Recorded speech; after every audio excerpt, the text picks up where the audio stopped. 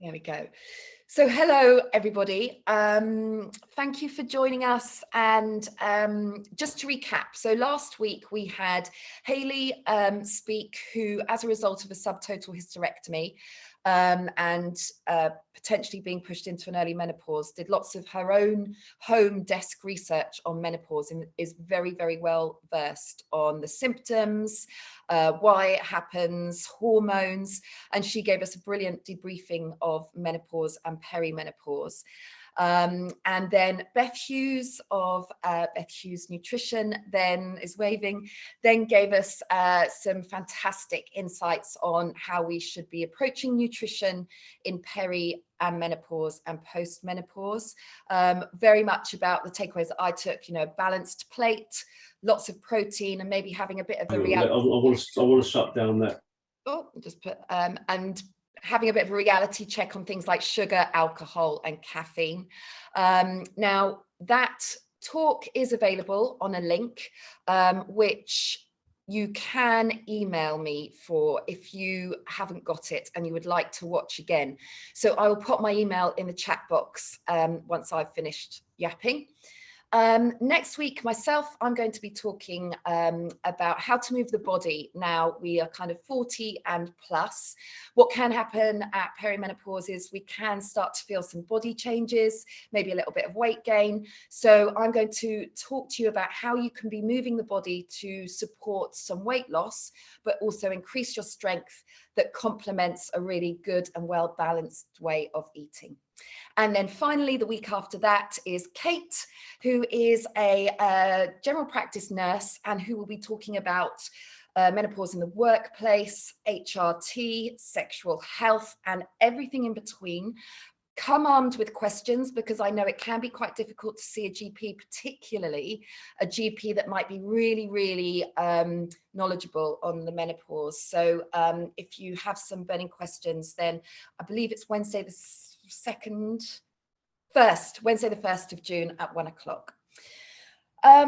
So that is that. I have to thank, and I have to read it, the Hertfordshire Health Protection Board and Hertfordshire Better Business for All in enabling us to be able to deliver this information free for you.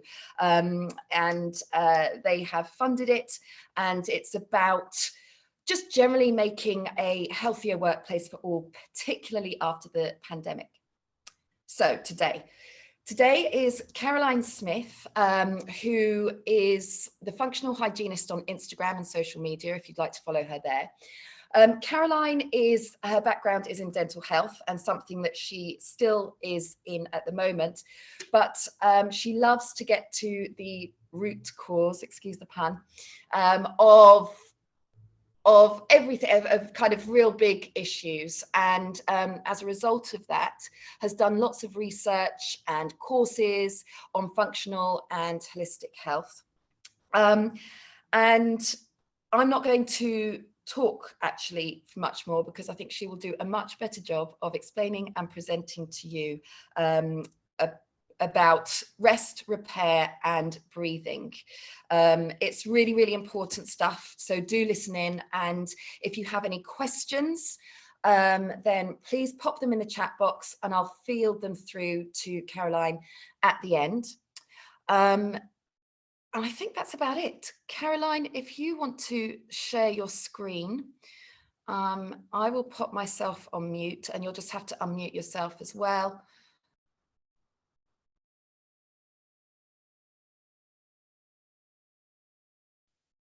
All right, can you see that? Yeah, awesome. Right, thank you. Thank you for that, Emily. And thank you so much for inviting me to be part of this really exciting collaboration. And I think when we think about women's health and menopause, that there are many different avenues that you can go down. So taking little snippets of what different people specialize in, I think it's really important, but never forgetting the basics and the fundamentals. So yes, my background is in dental. I am in my dental practice today. I thought I was going to be running over, but I'm not. I'm of calming my stress. And I had the privilege, I trained with Beth actually at the Northern College of Acupuncture and Nutritional Therapy. So yeah, I like to work out the whys. I don't just want to send my patients off without understanding what is going on. So it's led me down the most incredible path of nutrition, but of also airway health. I do support a lot of patients with sleep disorder breathing. And, you know, looking at the dysfunctions and trying to support that patient back to functionality. So my Instagram page is at The Functional Hygienist, and I do share a lot of videos on there about toothbrushing techniques, breathing techniques. So after this session, go on there, and there's quite a few little things on there that you might find beneficial. So yeah, so when we think about the menopause, we spend a third of our life in that menopause. So we need to find out what is, you know, what we can do to mitigate those different symptoms, and what the health parameters are and what we can actually do. And a really simple way of is to look backwards, is to identify and address the etiologies. So, you know, you can't change your genetics. You were born with the genes that you were born with, but you are not your genetic destiny. Your environment and your lifestyle choices, they can switch on or switch off those genes. So choices that you make can actually drive disease, but also on the other hand, choices that you make can switch off that disease as well. So some people are going to be more prone to diseases, you know, but it is definitely not your destiny. But we know that the environment and lifestyle choices can drive inflammation, which can then lead to things like high blood pressure and diabetes. So looking at those symptoms, working backwards, and just really working on what you are in control of, and not putting too much pressure on yourself. Okay, so just reflecting back on the previous lecture that was given by Beth and Haley last week, I just want to really home in on those two important hormones that often get splashed around when we're thinking about perimenopause. Obviously, there are a lot of other hormones going on, but if we look at estrogen and we look at progesterone, there is a very clear, you know, very clear indication of something that is quite drastically going on around that stage. So when we think of progesterone, we want to think of progesterone as the calming hormone, the Zen hormone. So at the end of this lecture, I just want you to think, okay, what is in my power to protect my progesterone? Because you will have these fluctuations, and at the beginning of perimenopause they can be quite significant. So you might have a rise in estrogen and a fundamental drop in progesterone, which just means that estrogen dominance is more profound.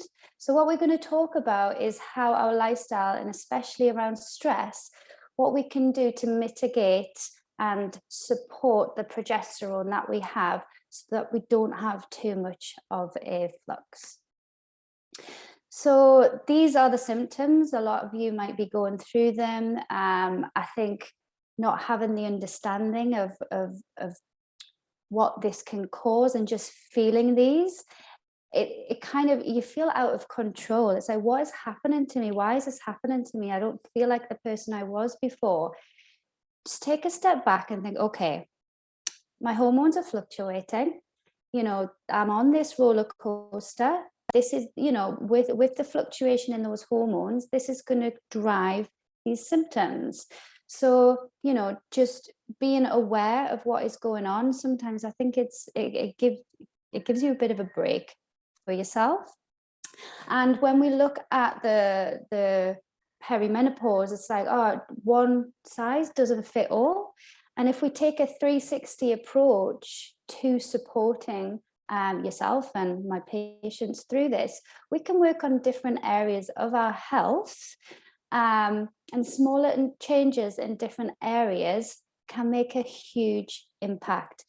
And then what I find is that when you give that information to others, they feel that support, and then they can help other people. And I think it's a community. Don't be scared to tell somebody how you're feeling. Don't think that other people aren't feeling the same way. They are.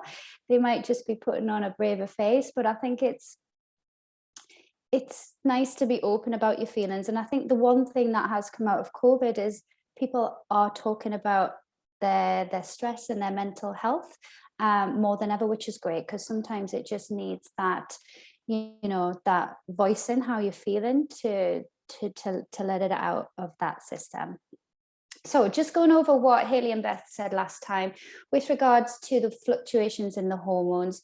Your ovaries have gone from producing most of your estrogen to slowly shutting down, because we don't need that reproductive system like we did. And it then it's the adrenal glands which then are making these estrogens. The progesterone, like I said earlier, the progesterone is your Zen hormone. It's made to support the menstrual cycle, and it maintains early stages of pregnancy. So as we get older, these aren't needed. So actually it depletes, but also it depletes that feeling that Zen hormone gives us. So when we think about how stress impacts the system, we have to think about the actual process. Now, when we think about stress in the body is processed in exactly the same way. So what I mean by that is the stress of me doing this presentation is exactly the same stress as overthinking a conversation I had with, you might have had with your partner that didn't get resolved, or a stress of having too much sugar on your food plate, or a stress of not having enough water and feeling dehydrated. That stress will be processed in the same way, and that stress has a huge effect on how the body functions. It's called the HPA axis. So you've got the hypothalamus, pituitary, adrenal axis, and it's all about how the body is supplying those hormones to stay alive. Your body's not bothered if whatever you did, it is just literally wants to stay alive. So to stay alive, your body will produce cortisol to help you run away from the tiger, or the lion. So, those stresses, you don't have a lion running down the street, but you do have those stresses in your life that are causing those, that constant release of cortisol. And cortisol is acidic. And we live in an acidic environment. We produce an environment that the bacteria who can thrive in acid can proliferate as well. So just having that awareness, thinking, okay, what is causing me stress, and is there any way that I can offset that stress? Now, we heard from Beth last time about blood sugar balance. So when your blood sugar is out of balance, that causes a stress on your body. You might have the best diet in the world. You might drink enough water, everything like that might be perfect, but you might have a childhood trauma that's not been resolved, or a constant thought that is perpetuating in your mind, or the stress of working from home and trying to look after kids, coming through a pandemic. We're at that age now where our parents are getting older, so are we trying to look after them as well as look after our children? And that adds up over time. And quite often when we go through those fluctuations in the hormones, because to create cortisol, you use progesterone. It's called the cortisol steal. So your body wants to stay alive. That's its main job, to stay alive. So to stay alive, it will want to produce cortisol first if we are stressed.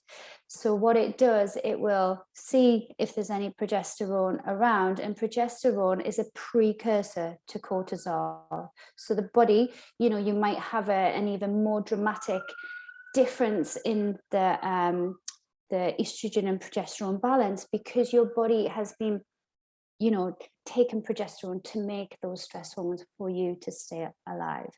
Now, quite often, if we are in that situation, we might go for those things that are going to give us that quick fix, or going to give us that, that quick hit, that dopamine rush, or that relaxation. So we might turn to alcohol or sugar intake, or we might want to run away and not deal with the situation at hand, because we don't have that toolkit to put ourselves out of that fight or flight and into that more resting feeling, where the body can really calm and the body can digest. So yes, this is what we see when we're stressed. So the breathing rate increases, the heart rate increases. You might see the pupils dilate, the blood sugar levels increase, and it's all for survival. Your body is kind of primed to run away from that tiger. And like I said before, stress is acidic. And working as a dental hygienist, I get to see stress firsthand as a reflection of somebody's mouth, because the stress hormone cortisol is acidic. You might see more wear on the teeth, you might see more acid erosion. Even if that patient is not actually having an acidic diet, that stress can have an influence. And in a stressful environment, we don't provide a beneficial environment where the good bacteria can act as a protective. So managing your stress can inevitably support your oral health as well. So without getting too sciencey, I just wanted to put this on because I wanted to make you aware of the influence that stress has on the thyroid as well. So in that HPA axis, we can see cortisol is made, and that can have an effect on your thyroid stimulating hormone as well. So you often find, so the 3 Ps, puberty, pregnancy, and perimenopause, this drive fluctuation can drive autoimmune disease, can drive systemic diseases, because of such a dramatic difference in those hormones. The sympathetic nervous system, so if you think of your nervous system as in 2 states, you can be, fight or flight, run away from the tiger, or rest and digest. We want our bodies to be rested before we digest our food. And there's one big nerve in the body that can really help send those messages, and that's called the vagus nerve. And when you are in fight or flight, then the body is in that high stress. Chronic stress is bad, but short, sharp, controlled stress is actually quite good. So I'm sure Emily next week will talk about potentially HIIT training. HIIT training is very good because it's short and sharp and the body has time to recover. But some people who are doing so much exercise chronically, that actually can put a bit of a stress on the system over time if they're not mitigating it. So there is some clinical research to show that 30 minutes of yoga over a period of time can dramatically reduce those stress hormones. So anything you can do to support your progesterone, and stress management can be one of those. So also cortisol is released as an anti-inflammatory. So if there is any underlying issues, you might have food issues or toxic issues, the body will release it to get back into balance. And at that time, your progesterone will just keep dropping low. So this is where we end up. We have our batteries run out, and we all feel it. And I think just having awareness of what our body is doing and just saying, you know what, I'm not being able to cope with this right now. I need to go off. I need to rest, and giving yourself permission to actually do that. But I think, like I said before, I think just voicing those feelings can be quite a big weight off your shoulder. And these are just examples of, you know, what can drive that battery to be worn out. That self-criticism, that little voice in your head saying, oh no, I can't do it. You've got to override it. Yes, you can do it. You've got to look in the mirror and say, yep, I've got this, I can do it. You know, and that can be really powerful. Just looking at yourself in the mirror and saying those words back to yourself.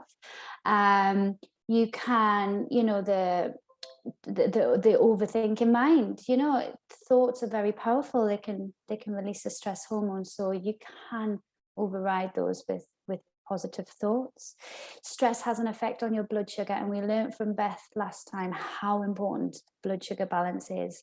Without correct blood sugar balance, this can quite often lead to that nocturnal waking in the middle of the night, that 3 a.m. waking, which can lead to blood sugar imbalance, which can then lead to, you know, insulin resistance. So if you are the type of person who is waking up in the middle of the night, just ask yourself the questions: what is my stress like? What have I done today that might have driven that stress? What have I eaten today, and how have I eaten it? And then you can start correlating it and actually owning it and thinking, okay, what is it that I have to stand up and do myself to put in there to combat those? And quite often the actually taking action on something is harder than anything else. You might do a million webinars, you might do, you know, read a million books, but if you haven't took the steps to make those changes, then that's never going to change. So just start small and offset that stress in as many ways you can. So yeah, sleep. If your sleep is disrupted, then nothing else will get better.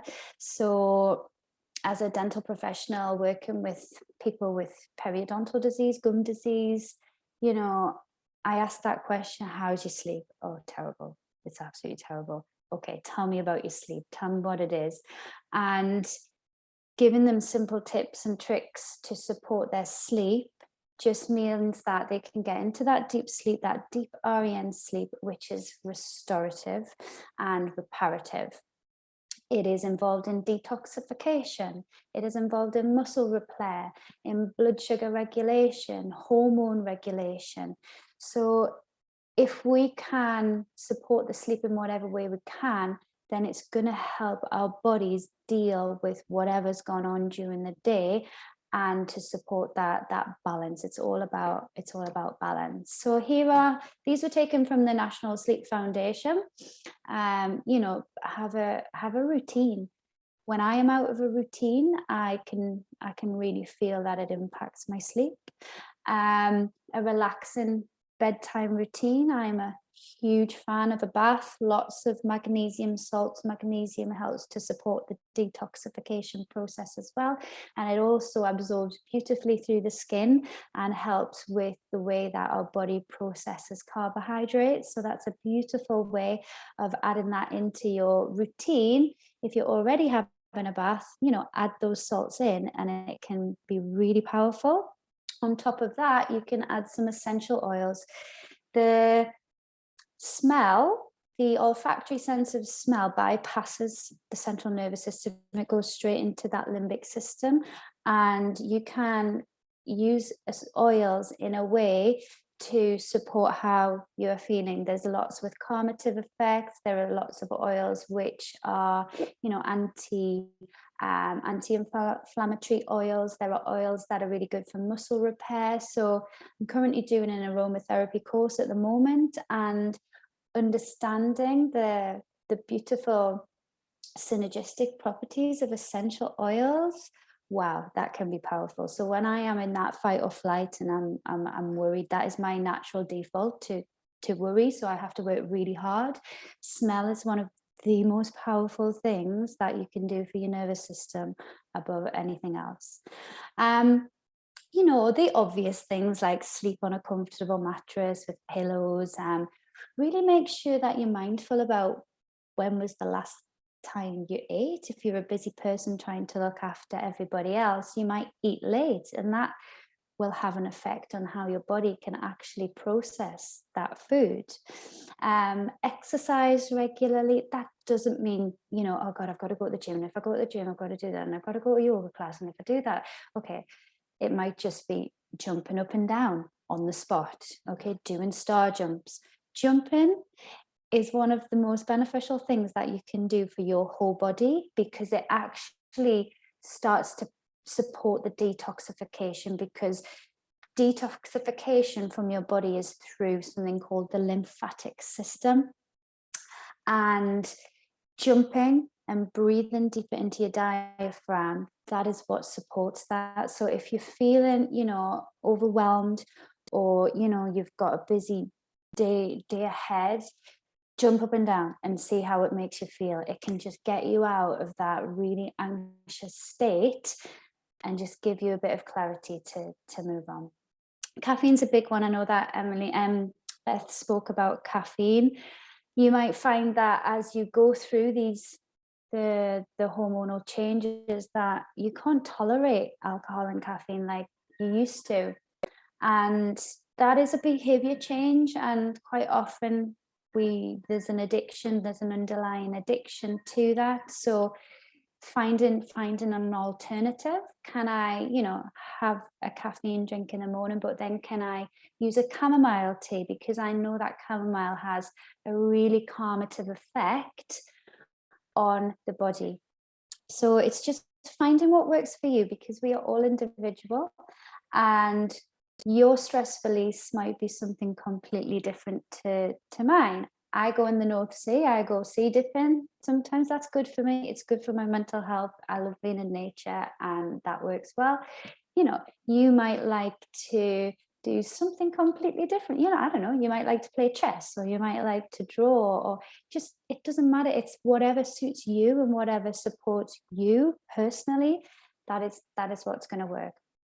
Now, I have put the blue number 9 on here. That's not on the National Sleep Foundation's website, but I am, you know, I'm very much aware of the impact that improper breathing during sleep can have on the how the body can repair.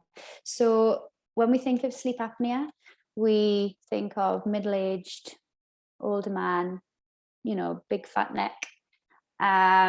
That has to go, because sleep apnea actually can affect everybody. You know, I work with children with sleep apnea.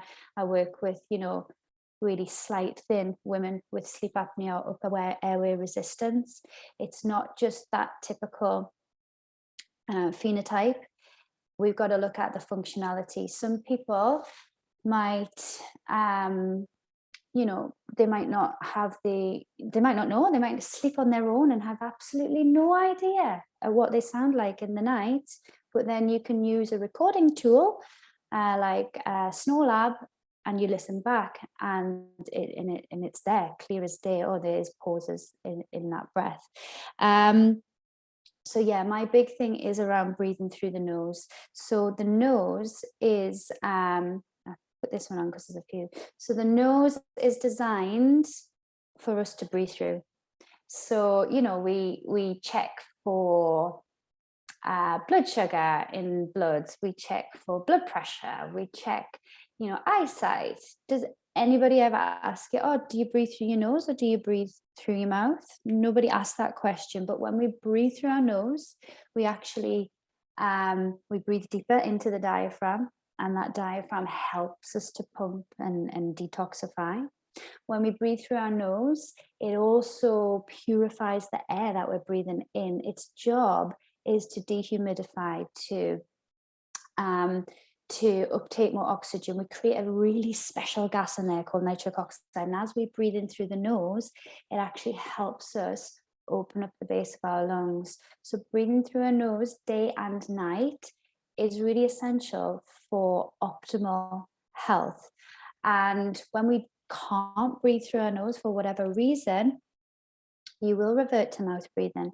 And as you're lying down, the tongue can fall back into that airway space, leading to snoring, which can potentially lead to sleep apnea, especially around the menopause, perimenopause stage, because we lose strength in muscle. The tongue is just, muscle.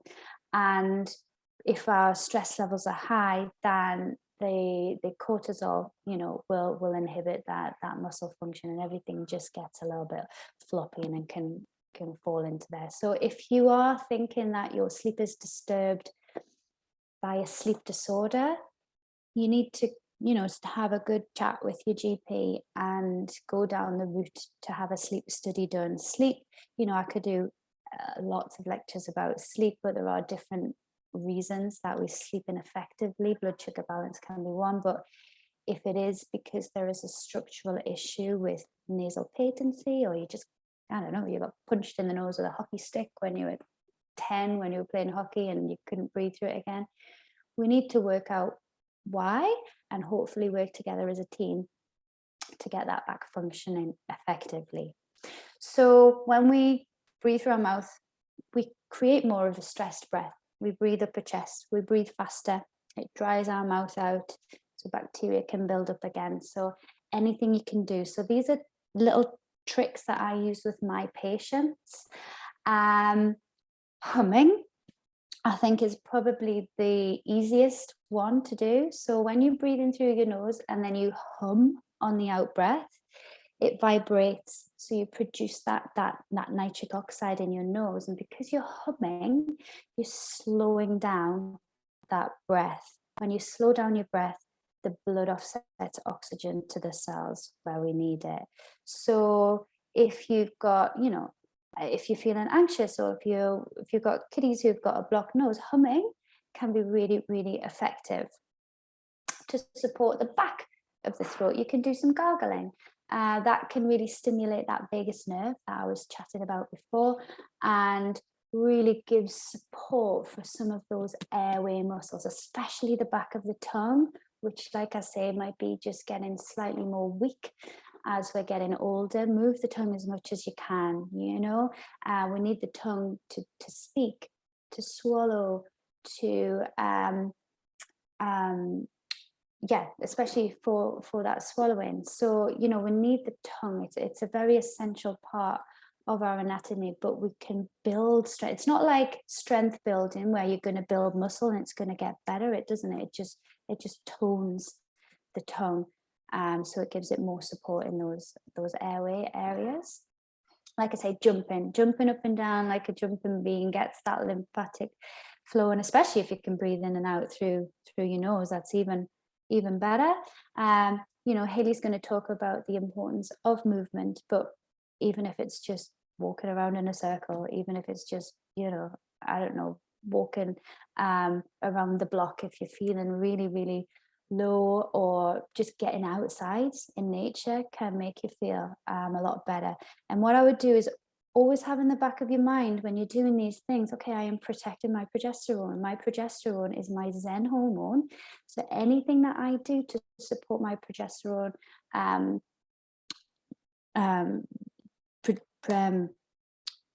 anything to do to support my progesterone so that it's not utilized to make cortisol, that is going to support my feelings. So it's kind of putting all of the pieces together and just kind of working backwards. Your stress might be money stress. Is there a way that I need to find structure in the way that I'm managing my money? Or can I, do I want to learn to cook? Do I want to learn to actually learn how to cook properly, so it's not a chore to make dinner that's healthy for you? I actually want to learn about this food and how it's going to benefit me. And it all takes that pressure off the system and inevitably manage the cortisol levels.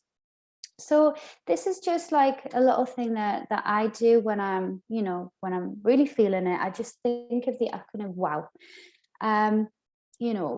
When we think of the first W, I think of warmth. Okay, can I think of a positive thought? Can I really get myself out of that negative self-talk? Even I am safe, I am grateful. Even if inside, you can feel those fluctuations in the hormones.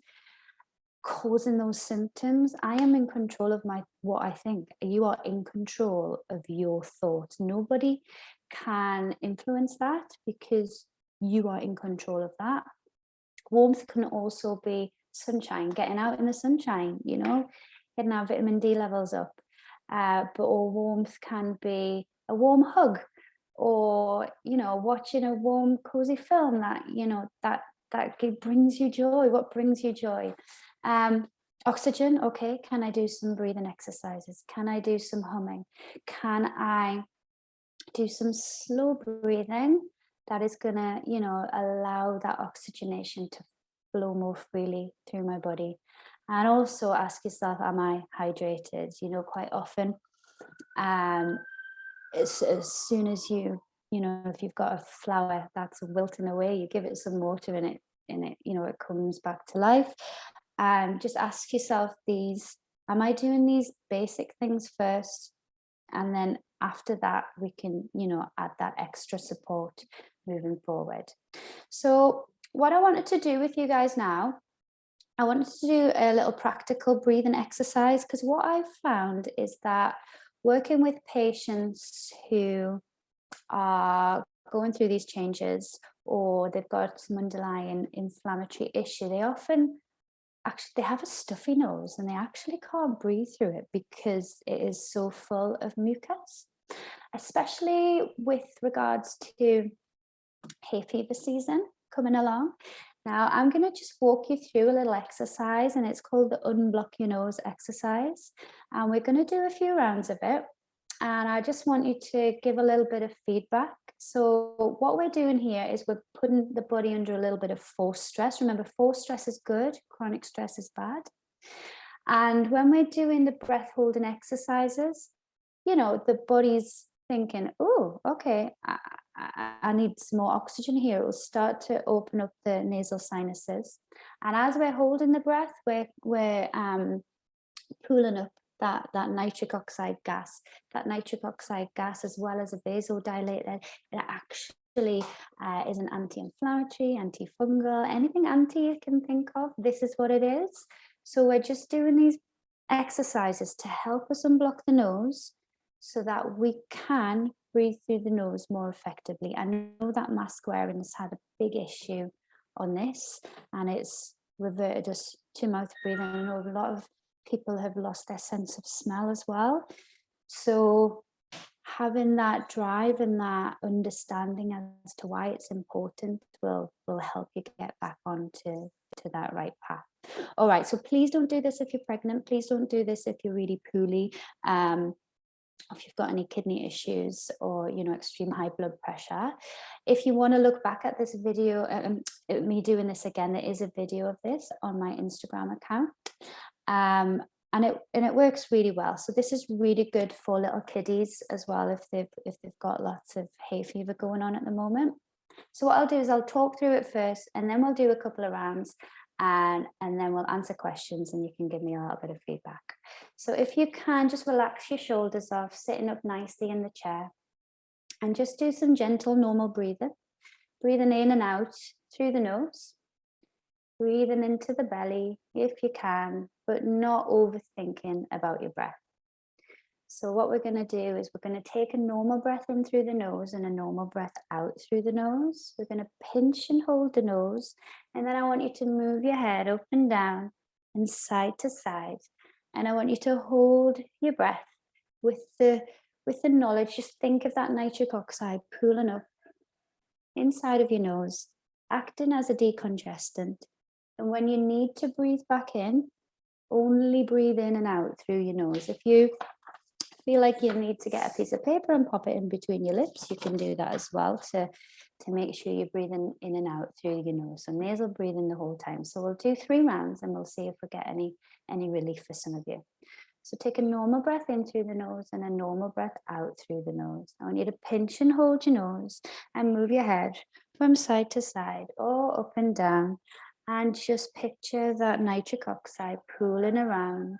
It's going to start to swish around your sinuses. It's going to start to unblock. You might feel popping in your ears. And if you need to take a breath back in, only breathe in through your nose. We'll all have different capacities to this. So it, just whenever your body feels like it's been under a little bit of stress and you need to breathe back in, and then just go back to gentle breathing in and out through your nose.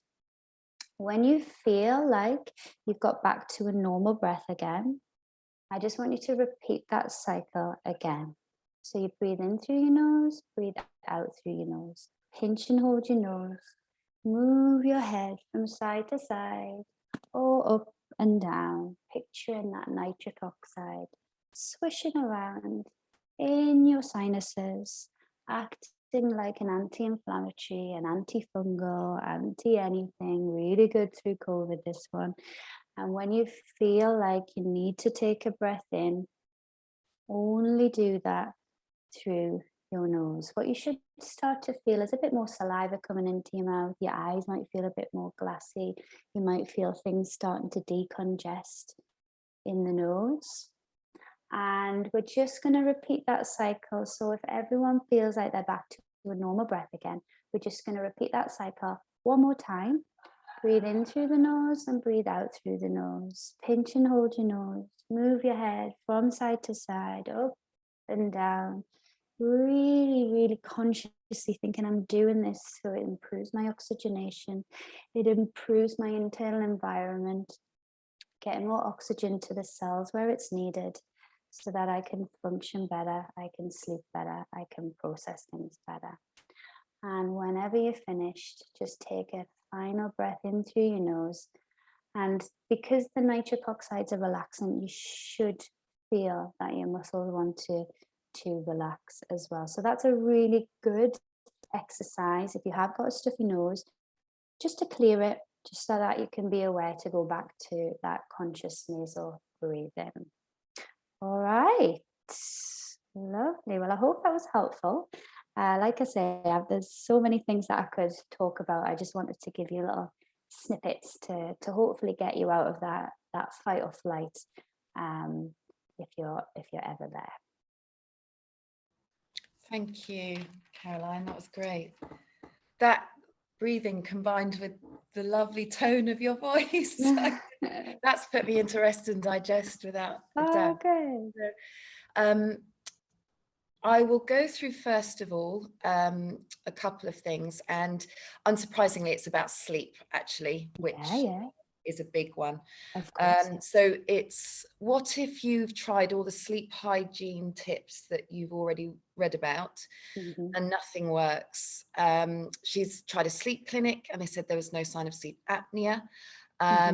She is in late 50s, perimenopause, been having continuous issues sleeping for 2 years, can get to sleep okay, but keeps waking up every few hours. Okay, so it might be worth looking at that blood sugar balance to start with. The things that she is more in control of. If there is an underlying blockage in the nose, which is causing, that disturbance, then that can relate to mouth breathing. So what I do as part of the therapy that I do is it's basically like strength training for the face and the tongue and the airway. So, over time, your muscles might have just relaxed too much. So you might be getting micro arousals during the night, which is classed as upper airway resistance rather than sleep apnea. This field, it can be quite frustrating because that people have got an issue, but it's called an AHI number. If they don't have any apnea events, then it's just like, oh yeah, you're fine, you don't have any sleep issues. So please reach out to me, we can have a bit of a chat, and I can guide you to practitioners who can do different types of screening, or with regards to Beth, if you can work with Beth and really look at balancing that blood sugar. Because if you are keeping waking at a certain time, it's like, oh, what is my stress, what is my blood sugar, can I work on that first? And if that still doesn't work, then thinking about other areas. But yes, I would definitely reach out to me, Laura. That's fine. Just send me a message. Yeah, and I think sleep is vital for good health, isn't it? For mental as well as physical, emotional. And Yeah. if we are waking up continuously through the night, it's yeah, it's not great for our health, but it's really frustrating, stress inducing. So Yeah, and I think sometimes if there is an underlying stress that hasn't been dealt with, this might be going on for years and years and years and years and years. Just for example, I don't know, like a money issue. It's like you've got that constant thing in the back of your brain, like, oh, you know, I'm just worried about that constantly. And once you resolve that or put a strategy in place that might, you know, you have a healthier relationship with that, just see how that makes you feel. Are you dreaming better? Are you sleeping better? Dreaming is a big thing. If you're not dreaming, then you're not getting into a deep sleep, so that can be an indication that you're not getting a proper night's sleep. So a lot of my patients say, oh yeah, I could sleep forever and ever and ever, but it's quality as well as quantity. Yeah, absolutely. And there could be that underlying thing as well. So of course, but there is so, like, we've got an amazing team, and you know, not that many of us, but we're pushing for this. So I'm on the board of the British Society of Myofunctional Therapy, just to make these things more aware. And the difference that you can see from just doing exercises is unbelievable. Like, it blows my mind all of the time. And it makes sense because you see it, Emily, doing fitness training for the body, but nobody tells you to take your face and your airway to the gym. No one tells you that. You're just working on other parts, aren't you? So the jaw, you know, it's this muscle here, the masseter, size for side, this is the strongest muscle in the whole body. This muscle is very much affected by caffeine as well. So, you know, if this isn't getting utilized through chewing, you know, a lot of us are adverse to chewing foods because you might not be able to breathe through your nose. So you stick into soft foods and you say, oh my goodness, these muscles aren't getting used functionally in the way that they should. That can lead to clenching, that can lead to, you know, if we're eating on one side then the other, that can lead to like imbalances. So yeah, there are some amazing practitioners in the UK with regards to sleep screening. So please reach out and I can help you and guide you in the right way. Laura, the functional hygienist, and on the email, I think I put Caroline's email as well. Lovely. On the email for the invite to this. I have started to get continual non-stop tinnitus and earache. Could that be a side effect? Yeah, I would be thinking about clenching and grinding. So that can often come from, so you've got a joint here, it's called the TMJ. Anyone who's had TMJ issues will know about it because they can get a lot of pain in this area. Quite often, if it's inflammatory, that's an underlying systemic inflammatory issue. You get that pulsation and it's tended to touch. With tinnitus, with ringing, that can be neuromuscular. So there might be some clenching or grinding.